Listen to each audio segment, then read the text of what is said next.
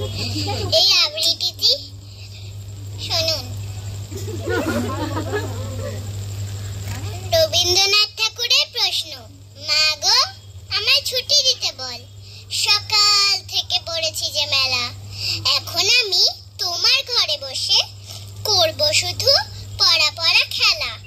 তুমি বলছো দুপুর এখন সবে, না হয় সেটা সত্যি হলো তাই, একদিনও কি দুপুর বেলা হলে বিকাল বেলা মনে করতে নাই?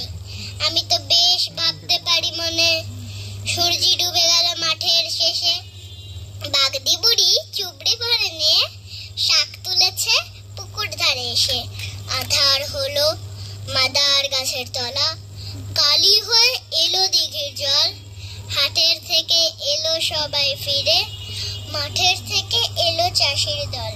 মনে কর না উঠলো সাঁঝের তারা, মনে কর না সন্ধে হলো যেন, রাতের বেলা দুপুর যদি হয়, দুপুর বেলা রাত হবে না কেন?